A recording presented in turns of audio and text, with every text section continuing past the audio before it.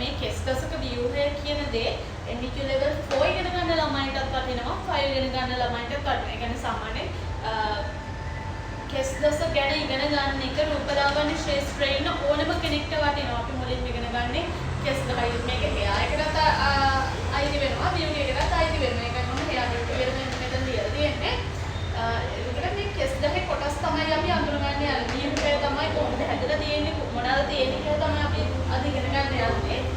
ඉතින් මුලින්ම ගත්තොත් එහෙනම් මෙන්න මෙහෙම කොපුවක් තියෙනවා. ඒකට කියනවා අපි hair follicle එක කියලා. කියන්නේ ඒක තමයි මේක ඇතුලේ තියෙන තමයි මේ කෙස් ගහ. එතකොට මේ පැපිලා කියලා තියෙනවා මෙන්න මේ වගේ ශිරා ධමනි ලේනහර. එතකොට මේ මොනවාද මේ blood ගෙනියන vessels දෙකක් තමයි මේ ශිරා ධමනි කියලා කියන්නේ. එන්නේ දෙක තමයි මේ තියෙන්නේ. ඒකෙන් තමයි නියුට්‍රිෂන් එක ඊළඟට අපේ blood circulation එක ඔක්කොම හරියට වෙන්නේ මේ වගේ. ඊළඟට පුරා මේ hair bulb එක. මේක තමයි hair bulb එක. මේක hair bulb එක ගැන allergen allergen අවස්ථාවේදී අපි ඉගෙන ගන්නවා. ඊළඟට අපි ඉගෙන ගන්න allergen කියන අවස්ථාව තුළ ඊළඟට මේකට කියනවා අපි කෙස් ගසක හරස් කරේ විදිහට ගත්තොත් එහෙනම් cuticle cortex medulla කියලා මෙහෙම කපලා බැලුවොත් එහෙනම් මේ උඩින් ඒ විදිහට ගත්තොත් එහෙනම් මේකට කියනවා cortex කියලා. මේකට cuticle කියලා කියනවා.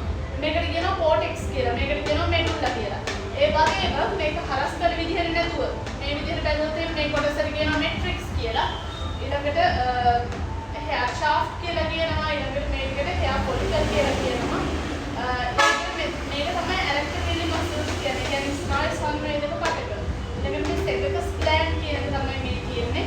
මේක තමයි අපිට ඉගෙන ගන්න තියෙන්නේ. ඉතින් මේ ටික ඔයාලට වැඩි විස්තර දැනගන්න පුළුවන් beauty with Gauri YouTube channel එකේ. අපි මේ පිළිබඳව ගොඩාක් විස්තර ගෙනල්ලා තියෙනවා beauty with Gauri channel එකේ. ඉතින් මම